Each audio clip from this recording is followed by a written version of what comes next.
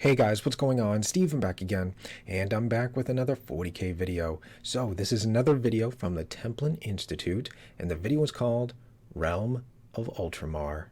Bring on the Ultramarines. Here we go.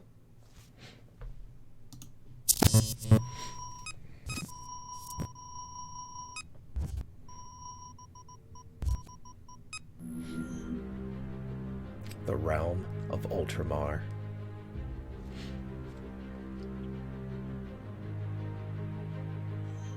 The Imperium of Man is a dominion of colossal size, spanning the galaxy and uniting 1,000,000 worlds and 1,000,000,000,000 souls.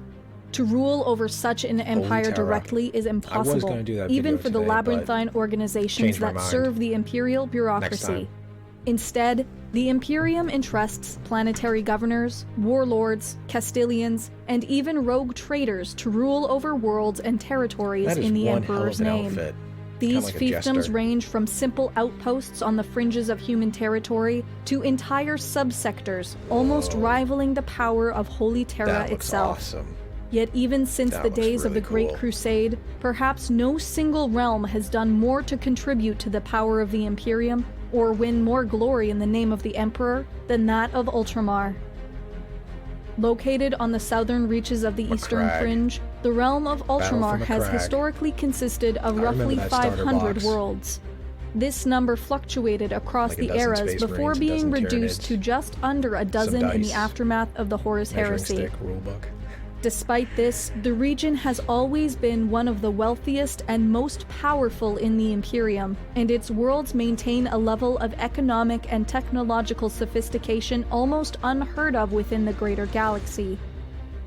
Even on its most industrialized planets, Imperial manufacturing centers operate without the toxic wastelands endemic elsewhere in the Imperium.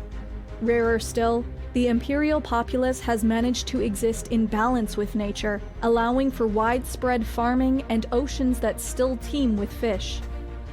At its center lies the capital world of Macragge, considered bleak and rocky by many, yet home to formidable and majestic mountain ranges, broken only by the more hospitable lowlands where much of the population resides. Citizens of Ultramar live within a highly martial society, in which service to the Imperium is regarded as the highest calling.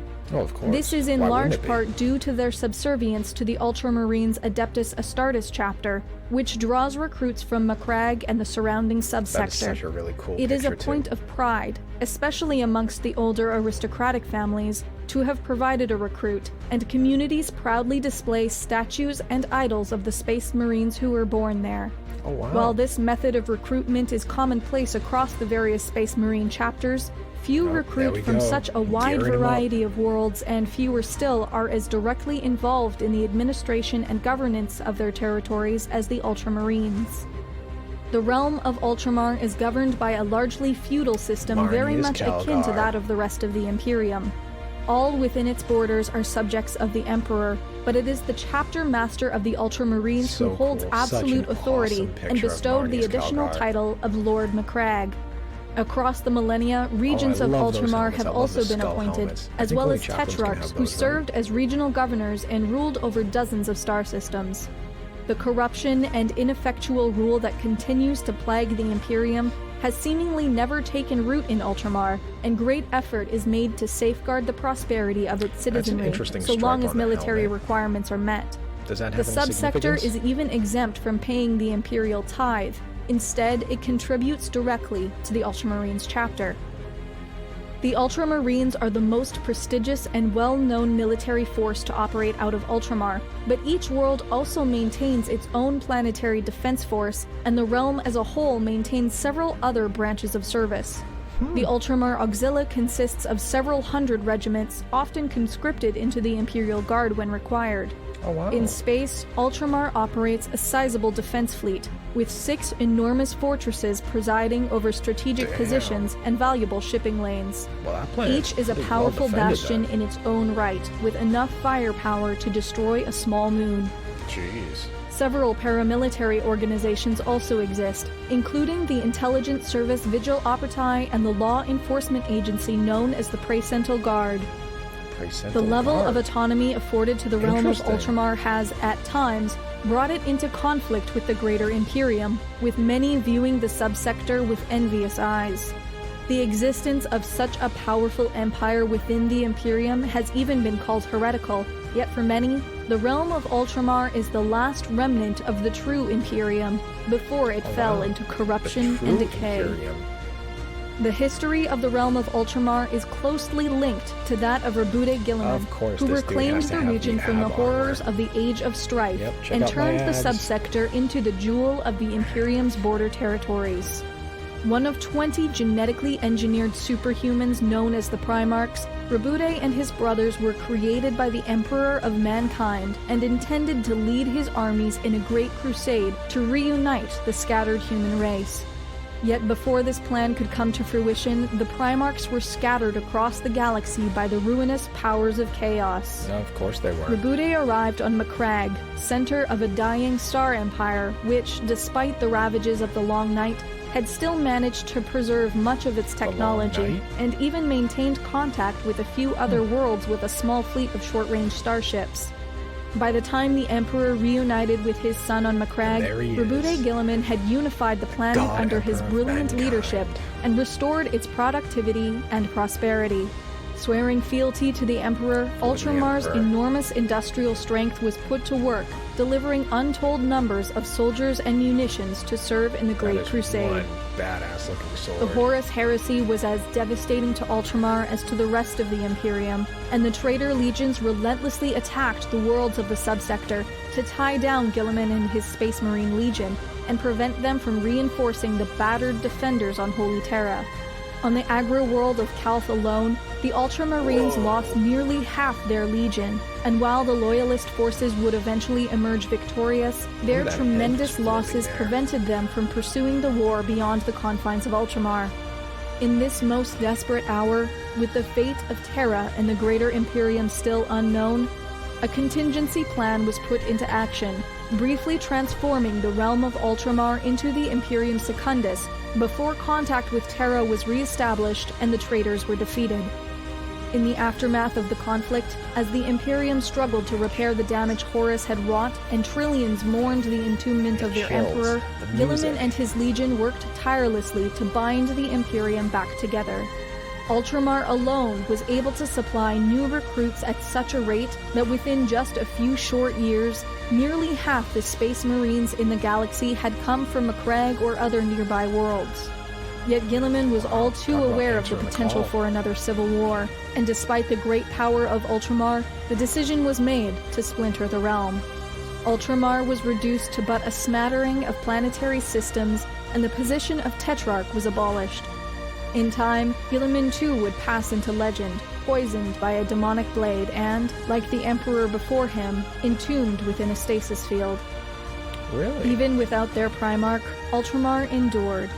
During the War of the Beast, its forces contributed to the destruction of the largest orc Wa in recorded history, and millennia later, Macragge itself would become a battlefield during the First Tyrannic War. This latter conflict would be one of the most devastating in Ultramar's history, with even Guilliman's shrine at the enormous polar fortress on Macragge nearly overrun by horrific Tyranid bio-warriors. Ultramar's greatest test would arrive during Abaddon the Despoiler's 13th Black Crusade. With the destruction of the Cadian Gate and the galaxy torn asunder by the Great Rift, every hope seemed lost, and Macragge was once more a battlefield, as traitor Space Marines of the Black Legion pursued the fleeing Imperial remnants of Cadia to the planet's surface. What they found there, however, would change the fate of the galaxy. Rebude Guilliman had been reborn, his wounds healed, and together with his Ultramarines, they threw back the Chaos host and embarked on a campaign to reorganize and rearm the Imperium for the greatest and possibly final conflict. As Guilliman departed for Holy Terra to seek the guidance of his father and break through to the scattered Imperial worlds on the far side of the Great Rift, he declared the 500 worlds of Ultramar restored, expanding the power of the realm to its greatest extent since the Horus Heresy. Today, Chapter Master Marnius Calgar acts as Lord Defender of Greater Ultramar in Guilliman's absence, with some of the greatest heroes of the realm serving in the revived role of Tetrarch. They are engaged in an immense undertaking to restore the power of their newly expanded dominion, raise great new armies and fleets, marshal their forces to aid in Rebude Guilliman's struggle against the forces of chaos, and bring the holy light of the Emperor to a galaxy fallen into darkness.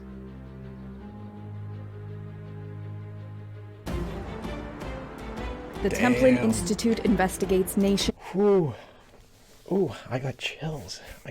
That music. It's like inspiring music. And then you hear him talking about, you know, oh, the Ultramarines were reformed and they made this final stand. You got this inspirational music playing in the background, and it's just, ooh, you get the chills. I mean, I don't know how you don't. I don't know how you don't get chills not watching it.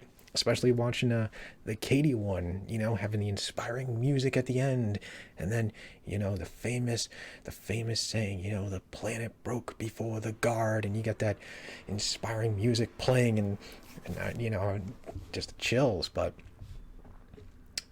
yeah, that was absolutely awesome. I really like these videos. I like the way they're done, you know, narration, everything like that. They're just really cool. I'm looking forward to doing all the rest. I was going to do the Holy Terror one, but at the last minute I changed my mind. Maybe I'll do that one next. I believe there is some Warhammer Fantasy ones as well. Looking forward to doing those. I wouldn't mind learning some background on whatever they do, whatever they have. I think I saw one for Bretonia, so wouldn't mind learning more. But yeah, I definitely like all these videos here. Absolutely awesome. The pictures are just really cool, especially that very first. Yeah, that looks awesome. Like, I don't know if these are like legit pictures, or, you know, if this is just like fantasy gothic artwork type of stuff, but either way, that looks really cool.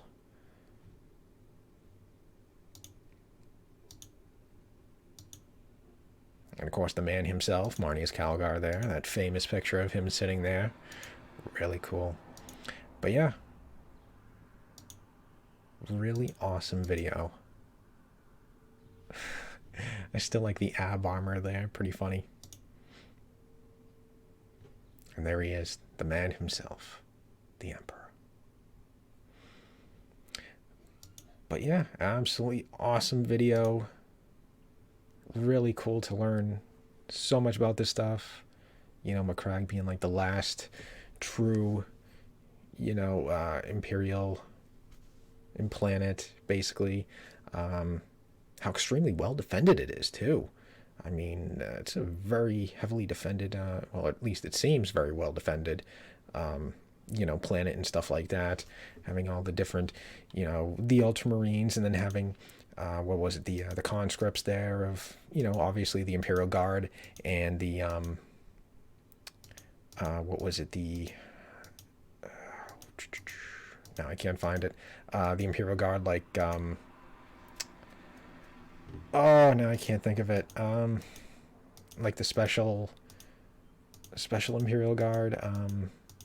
Oh, it's gone drive me crazy now. I can't find that part of the video now. Where was it? There we go. Yeah, this part here with the... also exist, including the Intelligence Service Vigil Operati and the law enforcement agency known as the Praesental Guard. Praesental Guard. Very interesting to learn about that, too. Had no idea about them. But, yeah, absolutely awesome video. I love these videos. I hope they're still uploading. I haven't really actually looked, but I do hope they are still uploading, and I hope they do more. I think they have like about 10 videos of 40K, so, you know, that will last me at least a little while, so I'll get through those. I don't know how many fantasy ones. Like I said, I only saw the Bretonians, so I'll still check that out too, but, you know, I do like these videos. So anyways, I don't want to ramble on too long here. absolutely awesome video. So much information. It was really cool learning about Ultramar, Ultramarines, all that stuff. Awesome. Let's see, what else? Looks like there might be some sort of update for, well, if you guys play Total War Warhammer 2, looks like there might be an update for that. Apparently, there was a post on Twitter, the last trailer that came out, which was the assassin and the demon. I can't remember which one it was. Darkblade and oh my god, why am I drawing a blank on this? Malice, Darkblade, and the Skaven Assassin. Apparently there is a hidden clue or hidden message in that video. In that trailer, there's a hidden message supposedly teasing what the upcoming DLC is. And apparently it has to do, it might, I mean, it's not confirmed, but it might have to do with greenskins. Maybe. Actually, I wonder. I don't want to start going through everything. Total War, Warhammer 2. What was the name of it?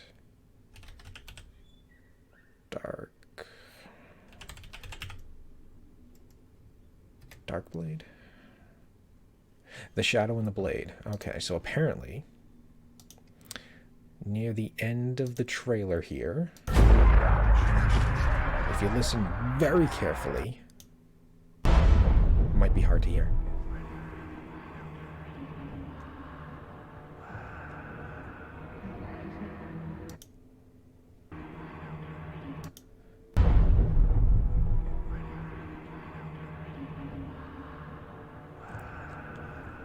It sounds like they're saying WOG. There's some stuff before. It's very, very hard to hear. You might not be able to hear it in this, but if you go and you watch right around this part here, the very ending, you can hear something. Some people have tried to, figure out what it says. There was a post on Twitter. Someone might have figured out, but you can kind of hear something. It sounds like WOG, like they're saying WOG. Ready for the WOG, it sounds like.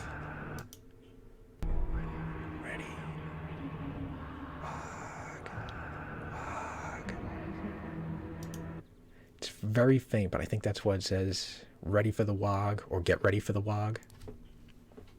So, who knows? Just some information. Hopefully we get a trailer soon. I look forward to that. But anyways, yep, gone on way too long. Anyways, hope you guys enjoyed the video. If you did, hit that thumbs up button. That'd be awesome. Remember, feel free to subscribe to my channel. Follow me on social media. Links are in the description box below. And, of course, leave me all your thoughts and comments and stuff like that. And other than that, just stick around. More videos are on the way. And I'll see you guys next time.